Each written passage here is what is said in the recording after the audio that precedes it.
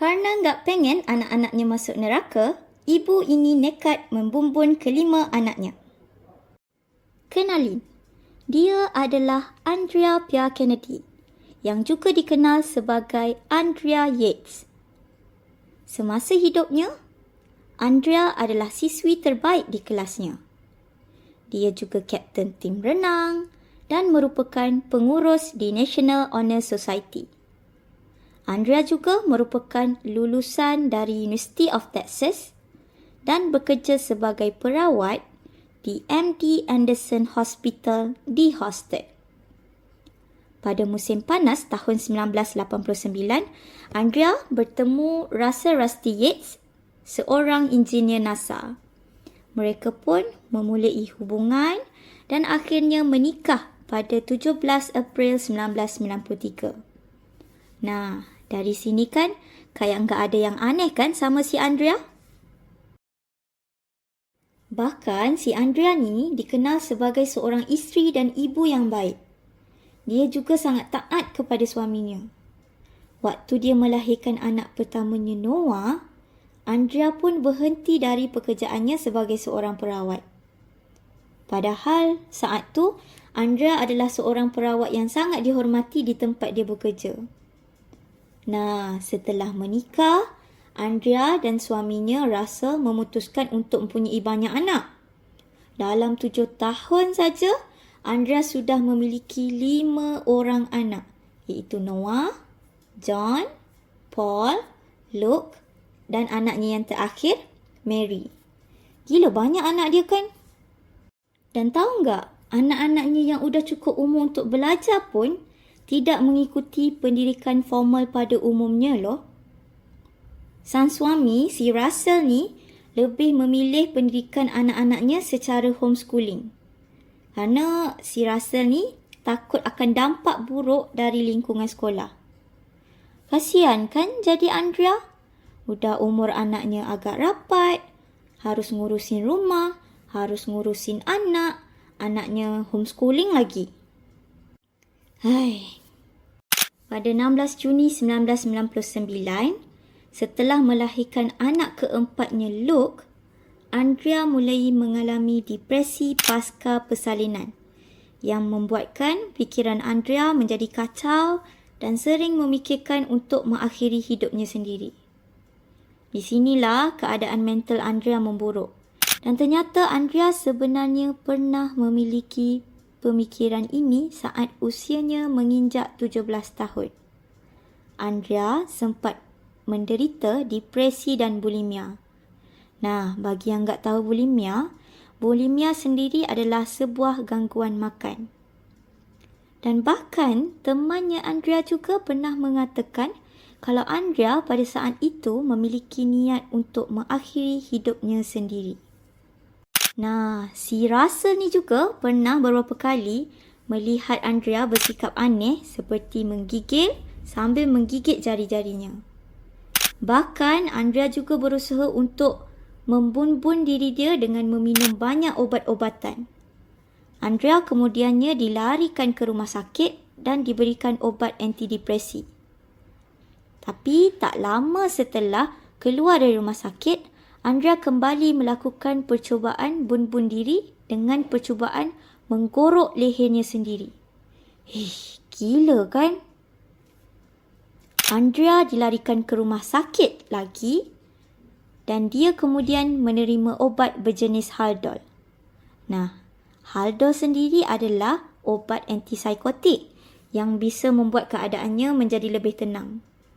Dan Andrea pun didiagnosis dengan psikosis pasca persalinan. Selepas kejadian tu, Andrea pun rutinlah pergi ke psikiater. Psikiaternya Dr. Aileen udah sarankan mereka berdua untuk stop punya anak lagi. Tapi entah mengapa, Russell malah gas terus.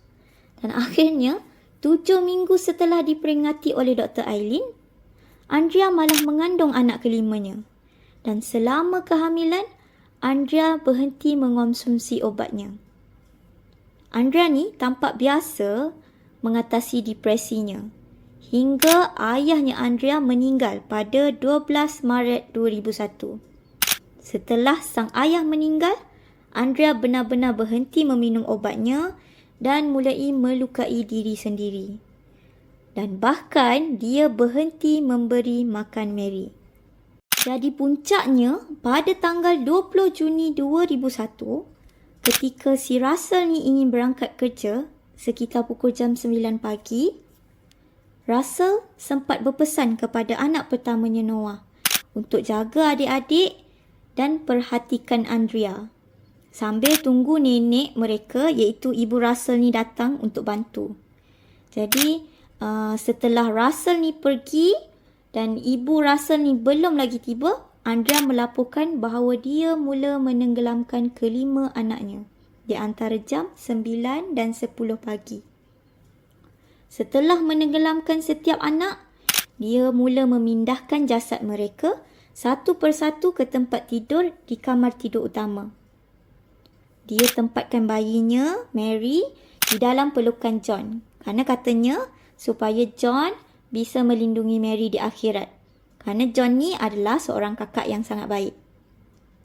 Noah, anak pertamanya yang berumur 7 tahun ketika itu, paling susah dibumbun kerana Noah ni udah kuat dan mencuba melawan ibunya.